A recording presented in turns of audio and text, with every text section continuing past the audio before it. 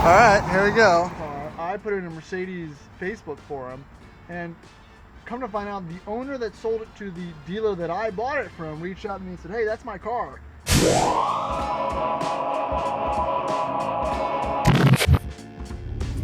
Welcome back to the YouTube Motors YouTube channel. Today we're gonna go pick up my dream car. Now, if you realize in the tone of my voice, I didn't say that with the most enthusiasm, because I bought my dream car sight unseen from a California auction from a private dealer for not that much money, and then found out after the fact that this car is known. So that makes it a little more of a fun time. But let's get down to it. I didn't bring my camera gear because I wasn't prepared. I just got a call from the shipping company and says, "Hey, your car is gonna get dropped off soon." Hustling up to the shop to see if we can pick it up. So let's discuss something real quick before I tell you about the car itself. There are cars that are dream cars, and then there are other cars that are dream cars that have been implanted into what you think is your dream car. And I wish I could articulate that a little bit better, but I think the best way I can describe it is, what's this car that I'm gonna go pick up? It is a 1990 Mercedes W126 C126 560 SEC, not a Euro spec. It is black interior, gray exterior with monoblocks. This is a car that I've always wanted. I've always wanted one since I was a kid. It's just kind of something that's always been on the list. And that list is really hard to shy away from the older you get. You know, I understand these older guys, they want the cars they like when they were kids and this and that. You know, what you think is a dream car, which in the modern times, most guys think they want an air-cooled 911 because Instagram and everything else says that air-cooled 911s are cool. And I do think air-cooled 911s are cool, and I would love to have one. But that's not really my dream car. That's been implanted in my head, I think. It wasn't like a natural progression of the automotive journey that would lead me to that conclusion. But the SEC is something I've always wanted for, 20 or so years. So that makes this a little bit special. So let's go check out what kind of piece of junk that I just accidentally purchased on purpose. That looks like a car hauler. Yep, that's a car hauler.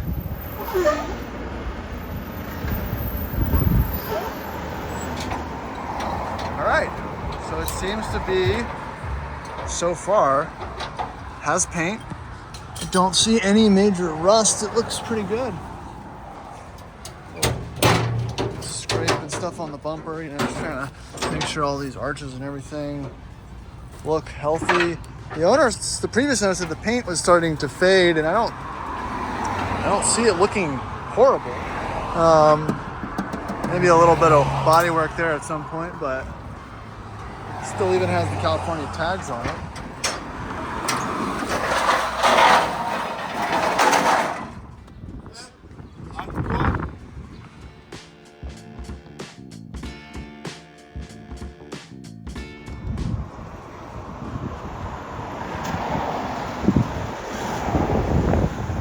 Well, it started. You can't really hear the chain rattle from here, but I hope that it's not the end of the world.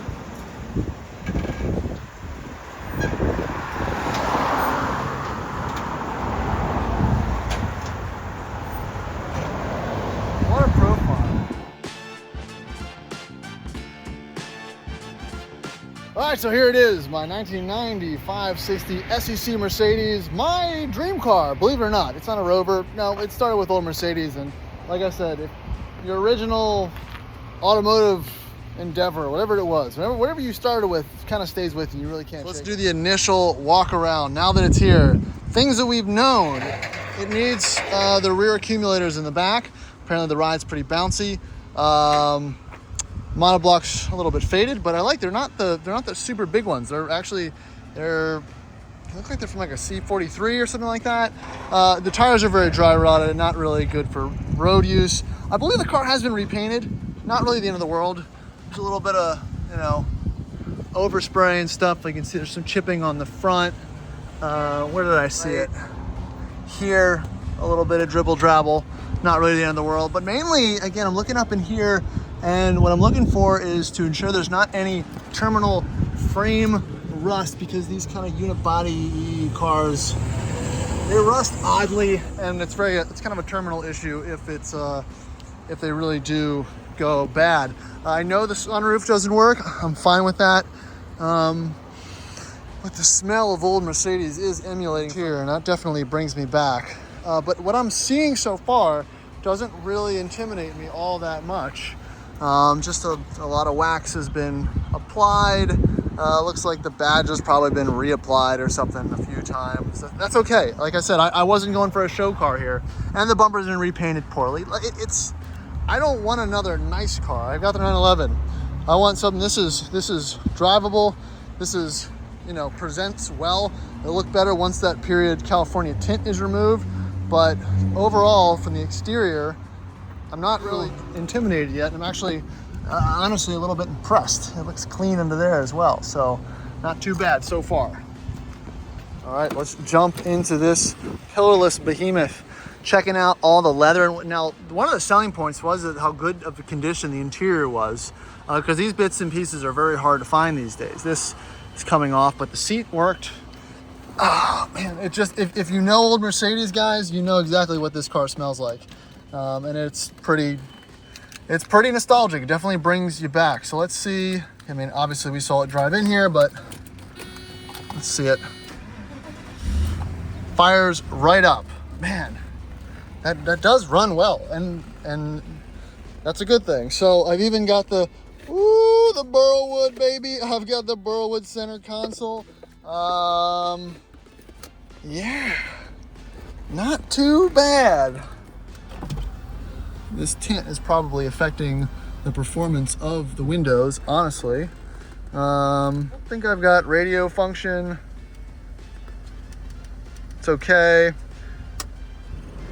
Oh, yeah, it said the blower motor didn't work. Do I have AC? Doesn't feel like it. Probably needs a charge. It's some old phone system with weird speakers and stuff. Who knows what the deal is with that. Let's check out the back. Oh, look, I've got the driver's mat. And SEC mats all around, man. This is sweet. I'm excited. Pretty usable back seat too. That's what makes these pretty awesome. Again, I'll do more of a better video at some other point, but this is just the first walk around with it and everything. So I'm pretty excited. Let's pop the hood also. Make sure that pops. But also, see that economy gauge? There's no obvious vacuum leaks. I'm completely out of gas, so that needs to happen. And you got good oil pressure. So all these things are positive. All right, and here you have the big behemoth, the 5.6 liter Mercedes M117, M116, M117. I haven't spoke Mercedes in a while, so forgive my my potentially incorrect information. Purring along. I'm not hearing any odd noise or anything like that. I've got a newer battery. Let's see, location of service. Hasn't been touched since 02, according to that, but it is I don't know. I wonder if it's been converted to R32. I'd like to think so, but who knows? But other than that, I mean, not a whole lot of bad things here. Let's put some gas in it. Man. Check out the trunk. Obviously a bunch of other weird 90s stuff. Checking for any obvious signs of moisture, and it feels nice and dry. Looks like the toolkit's been ravaged. Can't really help that auction car. And this is the worst of the rust. It's not good. You can see somebody try to do something with it at some time. Fixable, not real practical to fix at the moment, but it's there. We'll deal with it some other time. Trunk feels very light.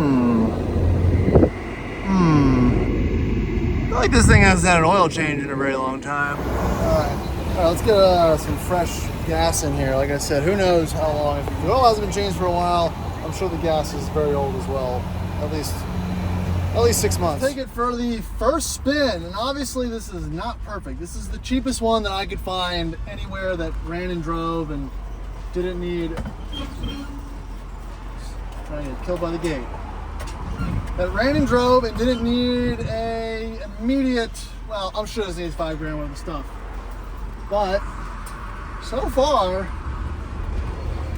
it feels really good, even with these dry rotted tires from the 90s. Got some gas in it now, that's good. Hopefully this odometer works. I think that's something that would be an issue if this mileage wasn't legitimate. A little bouncy. You can feel those hydraulic accumulators not functioning as they should. But again, the engine feels healthy. The transmission shifts. There's no delay. There's no clunking. There's no delay when going in or out of gear. And between gears, it feels very good also. That's the vacuum leaks, emissions, and in these cars can be kind of catastrophic. Give it some beans. Hopefully not shit a drive shaft out. Yeah. These aren't fast, but they've got power. They got 235 horsepower, something like that. The Euro spec ones, they've got a 10-to-1 compression ratio, a little bit more powerful, a little more oomph, but again, for a car that needs probably all the maintenance, let's not push it too far. No whines from the power steering. Temp hasn't even hit 80 yet. As far on the Celsius on the temperature gauge, I'm feeling pretty happy so far. This is the honeymoon period. It's going to get worse, obviously. But right now, it's pretty good. I'm on the first date still.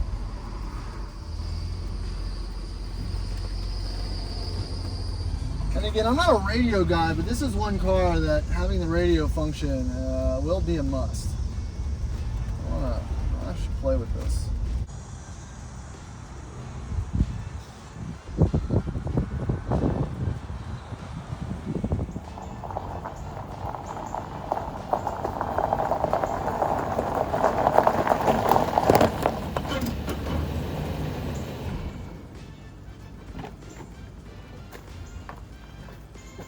So here she is in all its glory. Now this is an interesting moment for me, and also from just a YouTube perspective, is I've got the car, I've got the thing that I've wanted, and now it's back. And there's so many things to do.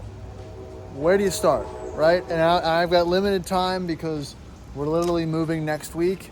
So I might just hold off on doing mechanical things to it. But I think what we do now is we do the easy stuff. We clean it up.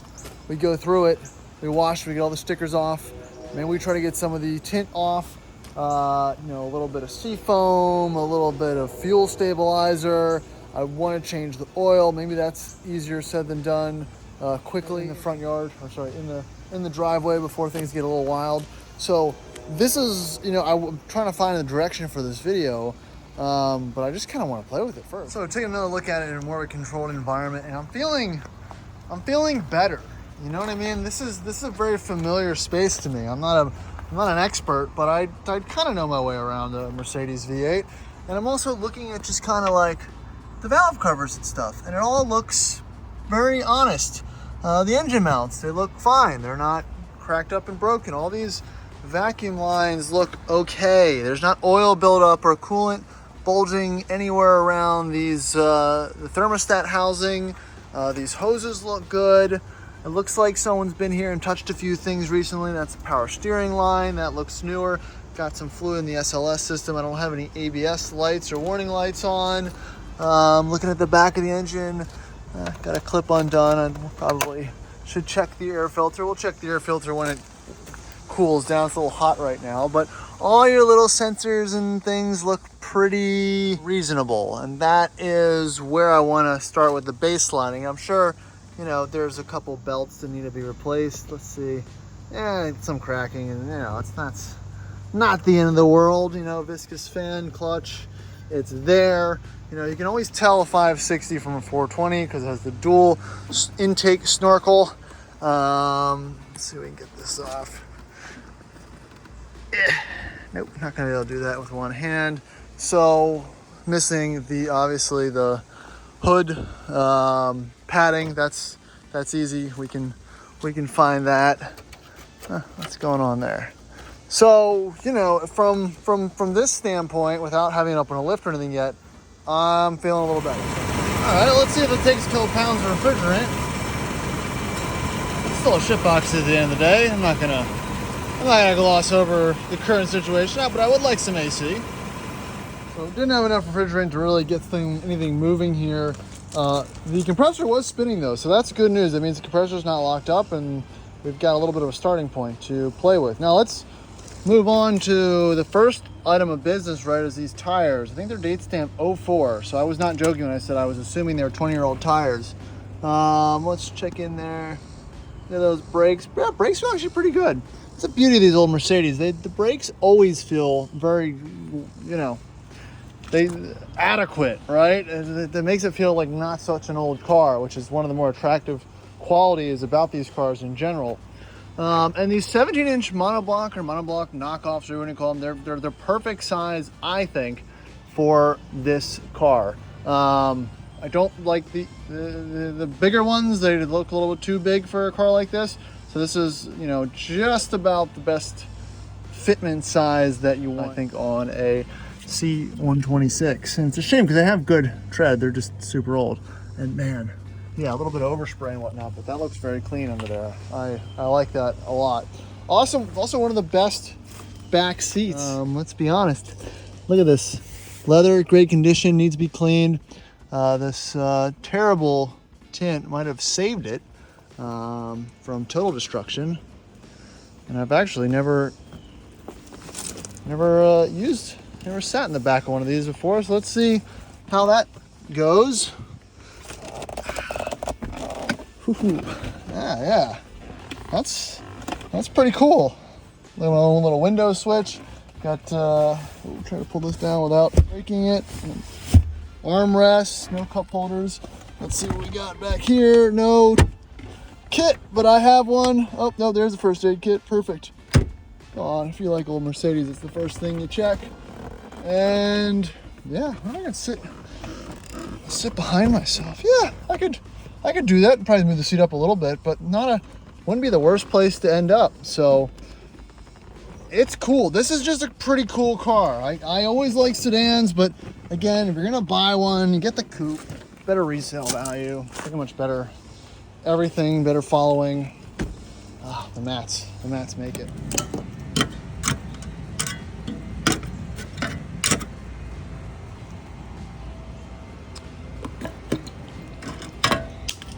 Just rebuilding the fuel system. Get in there. All right, let's stop mucking about here. Let's clean off all this California schmoo, get these stickers off, wash this thing, and make it a little bit more presentable for the weekend. Yeah, this is the fun part. I'm not patient enough to do it properly. I just want to get it cleaned and start the journey. Let's do it.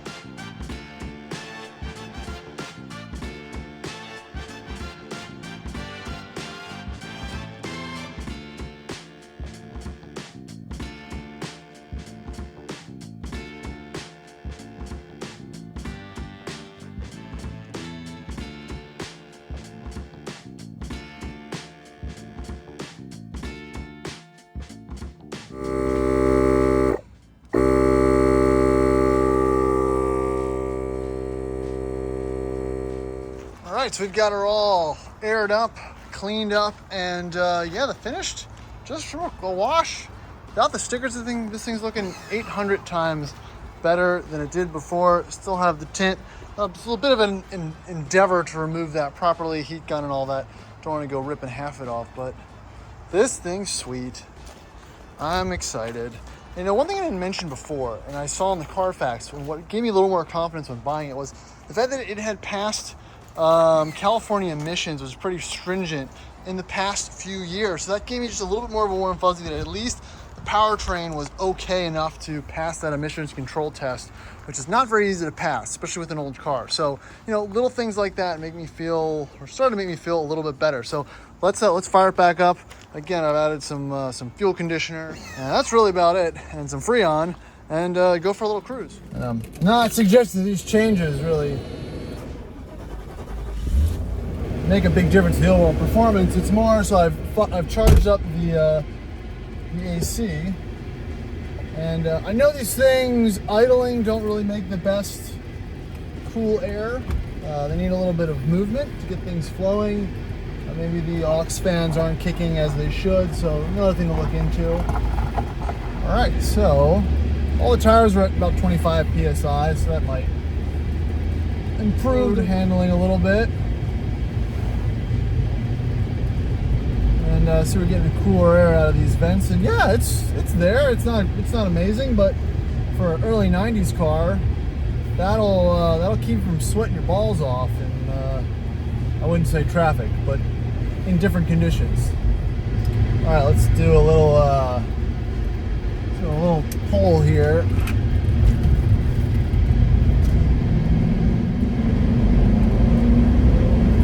See how many horses are left. There's a couple in there. There's a couple left over. I think it definitely needs an oil change and some more fuel cleaner and just a general tune-up thing. I haven't even checked the air filter yet, but I feel like the engine is very healthy. Also, I didn't hear any timing chain rattle. That was my first car. These Mercedes, there's Mercedes B8s where I was introduced to the idea that timing chains existed and that'd be a problem.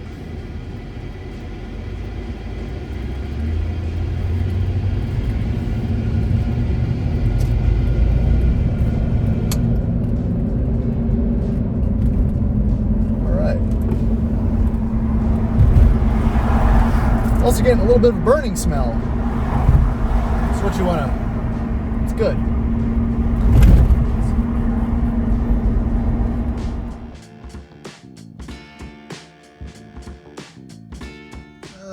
Old car stuff. You just gotta clean out. Every drain is clogged. Clean out your drain. The other one was okay. There's a lot of drains in these old cars you gotta really think about, or they'll start the rusting process. All right, so this is still Project Mercedes, and I think this project has kind of gotten a little bit out of hand because I wasn't going to do. The idea was just get this car and squirrel it away while I work on getting the house prepped to move, and a few other things as far as project. Finish up the Freelander over there, but I can't help it. I'm playing with it, putzing around. I'm fixing little things. I've been in the junkyard twice already to find some parts. And yeah, it just keeps escalating. I need to leave this alone, but let's just go over, if you care, what I've putzed around with so far, some of the issues.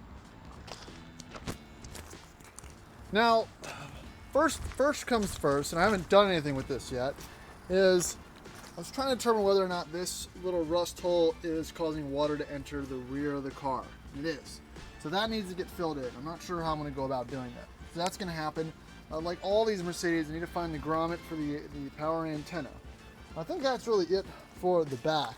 The other thing I've done is remove the window tint film off of at least the front window. I'm going to do the back, and then gotta figure out how to do messing up the defrost feature. I don't want to scrape all that off. Other little things. Now, let's get on the inside. Now, one of the things that I knew when I bought the car was that the aftermarket Sony radio system wasn't working very well. I was able to, now, I guess I never really explained. When I bought this car, I put it in a Mercedes Facebook forum, and come to find out, the owner that sold it to the dealer that I bought it from reached out to me and said, "Hey, that's my car." Oh no! And then he told me what was wrong with it, so I knew a little bit going into it, which is good and bad, right? So I have a little bit of a baseline, but he said that the radio never really worked, and it kept blowing the fuse out of the amp, but he can't remember whether he disconnected the fuse from the amp, which I put back in, or the actual amp from the battery. So here's the amp. I just don't know which one's the power. I guess these are the speaker cable power, and I know where those are in the front of the car. I'm assuming that's where they're going to the battery somewhere, but I don't see it. And then under the hood, the alternator belt adjustment, super easy. All my Mercedes knowledge is coming back to me. Just loosen this, these two all threads here, and then you just adjust up, and you can crank the tension back into this thing, which is easy and awesome. So let's go over here. So these are a bit of some mystery wires. These don't look like speaker cable. That could be the alarm or something like that. And these as well, again, doesn't look like any type of speaker wire or anything that is associated with that kind of power. So I just don't see anything that's terminated or anything that's kind of like just out of place, which I feel like I should, but I don't know. So yeah, those are a few things. So we got the tank, alternator, checked this out. You know, it's got fluids in it that need to be changed. It's not really the first priority. All the stuff in there, radio. Again, this car does, I'm not a radio guy, but I feel like this car of all cars should have a radio. Added some fuel stabilizer, more fuel stabilizer. Has a little miss on idle, so I'm trying to diag that. I just don't have any money to spend on this car right now. Even though I really want to. It really needs tires. They're 20 years old. That might be the next thing that I kind of splurge on. But then I gotta get alignment, and then I get everything else associated with tires. So I don't know. This is really spiraling. So welcome back to touching things I shouldn't touch, but for some reason, this big rust hole, it's just part of owning a W126. They all fail around the windshields or the rear window seals, and they just leak and leak and leak. But since I'm a Rover guy, I know how to patch a hole. You know, this doesn't really intimidate me. What we'll do is we'll clean this, sand it down, put some Pour 15 on it, and get a little bit of seam sealer and just smooth that in, and that'll be fine. That won't leak anymore. That's all I want to do. I want to stop the leak, stop the rust, because once it gets in the trunk, it gets condensated and it makes everything else rust, and you know, it's not great. It gets in the windshield seal, and you can see it.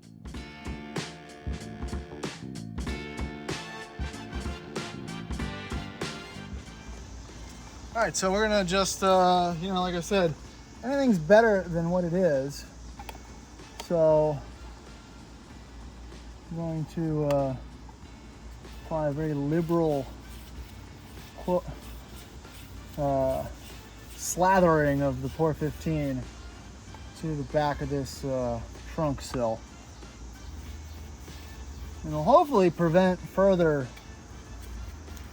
degrading of this.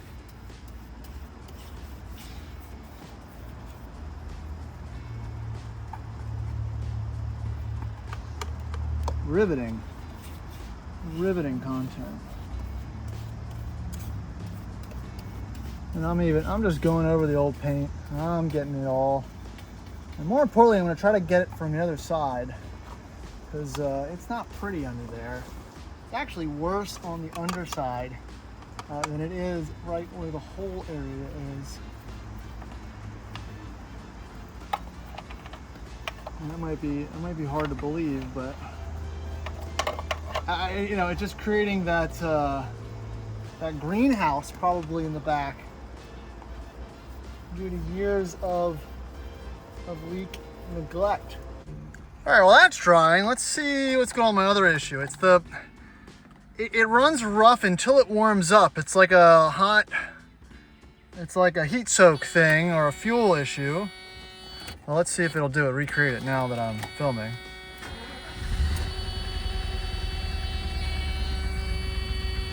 A little, hear that? That's not coming from the engine, it's coming from the exhaust. That's a miss. You can see the hood shaking a little bit. Up, up, up, up, up, up.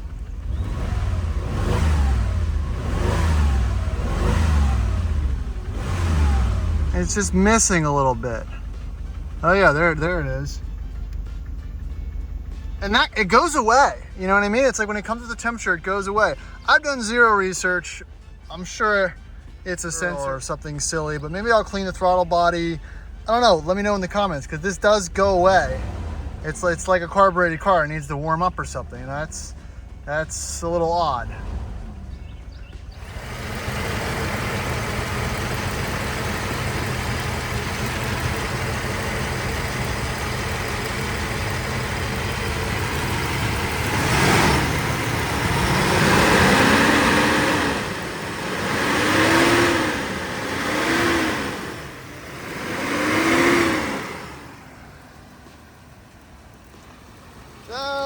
too much rocking. But that's not why I'm running it. I need to take some things apart. Maybe it's a vacuum leak, who knows? But I'm still trying to figure out the radio because again, this is the one car that I've owned that I would like the radio to work because it's just that type of car. And this isn't a good idea. But I'm waiting for something to kick. I don't know which one goes where. Maybe this one's ground, maybe this one's not. It's just a kind of a sketchy idea. Nothing. I'm just trying to get power to that amp back there.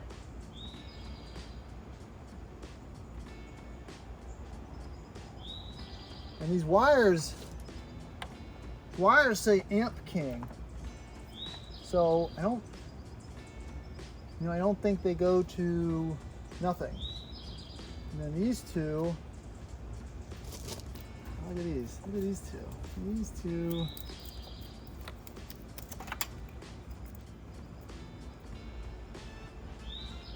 Why are they like this? Is there a fuse there? Do I need to put a fuse between them? You know, like what?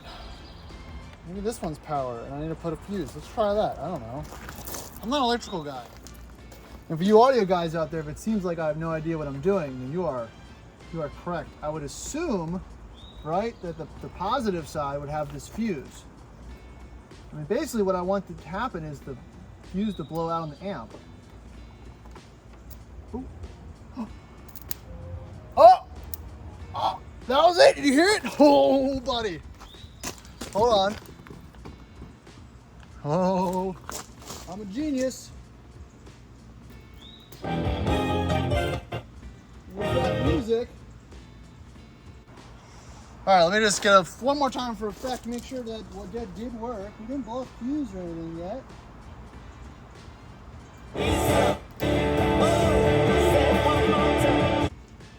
Holy crap, I fixed an audio issue and the radio works. So I can go ahead and put that back together. Whoa, so far, radio, I can get the radio to work. I got the AC to work. I'm fixing the rust. I've got the idling issue. I still need tires, I still need wheels. I still need to get the rest of the purple tin off. I mean, so far for one weekend of like zero cost to me, I'm doing okay. Remember, the bigger ticket will be the tires and the rear SLS suspension. Right. Fix the globes or replace it with the conversion struts or coil or whatever they are. That will be the main telling, but the fact that radio is working makes me very happy. All right, this will also be extremely satisfying. Ready, 1, 2, 3, click. I think the shipper broke this factory Mitsubishi installed phone, which has like the original 1992 manual in the back. He was probably playing with it and couldn't get it out of the case, and he broke it. It's a shame. I glued it back together. It doesn't look as good, but hey, it matches the vibe of this cool car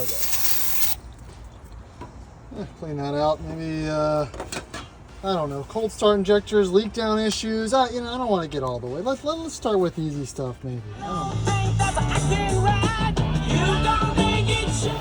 All right, just to show you, so this is idling up below 80 degrees Celsius. Slight little tick to it, but it's not missing. There's no it's not a little like excess fuel burning tick to the exhaust anymore. It's just humming along. Just like it sound like a normal M117. So again, it's a cold start issue until warm. I guess that's the hard cold crank, runs great after warmed up. What could that be? I guess I got some research to do. Well, as soon as I finished this, I left, and as soon as I left, it started raining. So let's do a real world test to see if my little repair worked. Now again, I did the Pore 15, right? But also seam sealer. So I used to actually seal up the hole because it's the best incorrect way to do it.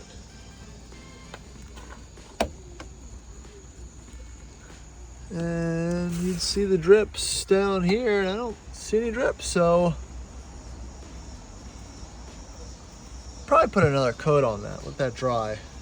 But it's not full of water, so that's good.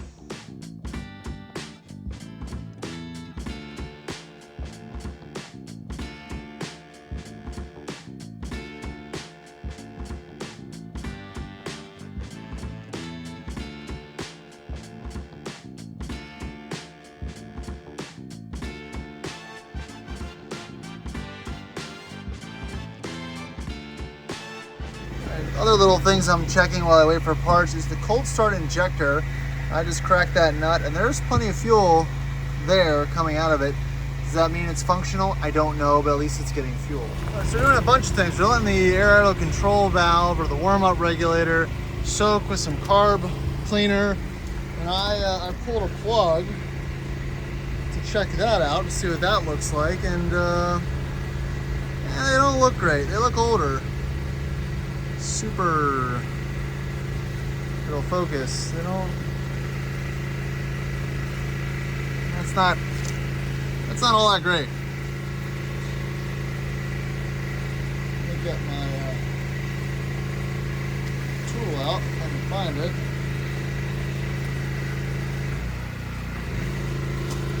Check the old gappy poo. See what we're at. It should be at like 0.42. And I don't think they were.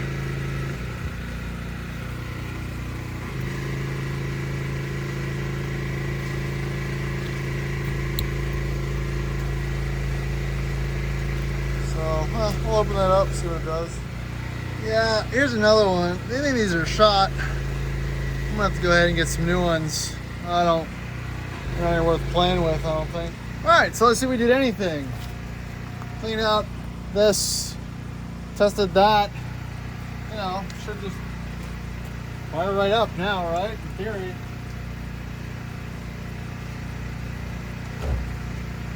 But you won't.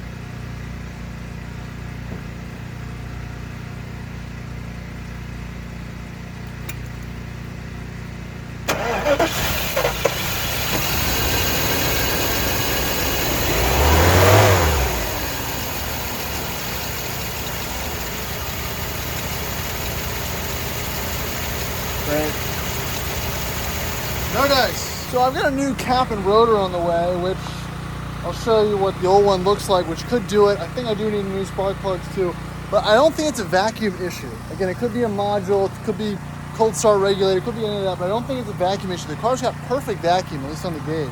And the idle is perfect from an RPM standpoint. So I know I'm chasing a lot of things around and you guys are throwing your phones and your things at the TV, but you know, I'm not trying to throw everything at it on the first weekend.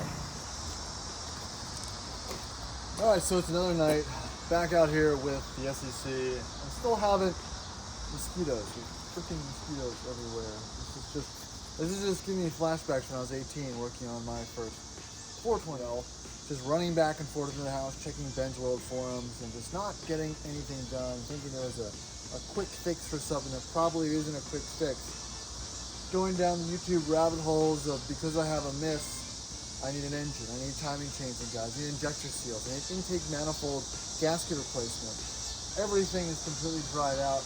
It's all ruined as hell, and I just give up on it. And all this does is just breed the automotive anxiety that surrounds any type of old project car, which is completely justified. It really wasn't what I was going for, but I knew it was going to happen, so now we're here. So So the sporadic way this is being able to be worked on, just running in and out all the time whenever I get a quick 5 minutes, is exhausting.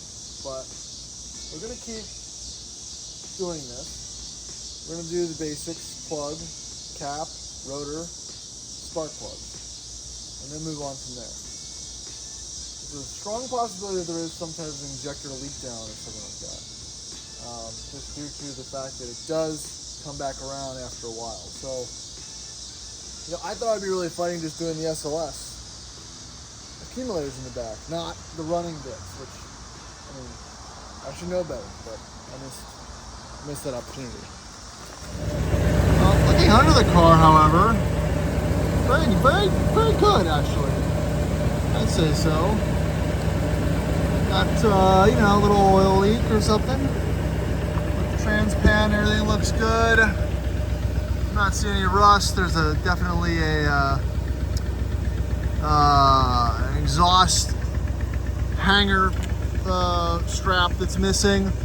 But everything else I'm seeing is pretty good and honest. Even the Gibo, which is something I was a little worried about, looks better. That's again, that every time I get down about the running issues, I remind myself that the underneath of this car is pretty good. You know, that's a positive. Just working on positivity. Fuel pumps buzzing away. That fuel filter definitely seems old. That's probably worth replacing soon. I ordered one. Yeah, nice and honest on the back too. What's that exhaust leak? Oh man. There we go. Warmed up. It's humming smoothly. There's a slight, tiny little miss every once in a while. But, you know, standing here, I do get a bit of a fuel smell. So it's definitely burning a little bit more rich, a little richer, probably cat mixed in there as well. So probably not good for the O2 sensors and whatnot. So, you know, it's hit or miss as far as how this issue is going to end up. All right, so we've probably reached a stopping point for the Mercedes SEC video. I definitely pushed that one a little too hard in the first weekend. The car is at the shop. I still need to get the tires on it. I need to get inspection, and I'm going to try to work on the rest of the idling issue. I feel like it's such an odd thing because the only thing I really changed, I've said it a few times, is just adding gas to it. So it started up fine when I left the trunk. I added gas and some fuel, octane booster, fuel injector cleaner, and that's when I think it started having issues, unless there was some water in the tank. Not sure. So I need to learn how to let a project sit and not touch it. It's healthy to just let it be okay. And I was able to do that by sealing up the trunk, and I don't feel as bad about letting it sit for a second because you can't really tell. It's hard to tell. I am moving. I've got all the stuff getting ready to get packed up. I have to take all this stuff out of this garage that I've been hoarding and collecting and tools and all that for the past 7 years, which is a lot. It's just a lot to do, you know, in a couple weekends or a weekend. So that's going to wrap up the Mercedes video. It's not going to be done, obviously. This is going to be a mini-part series. I don't really plan to just dump this car.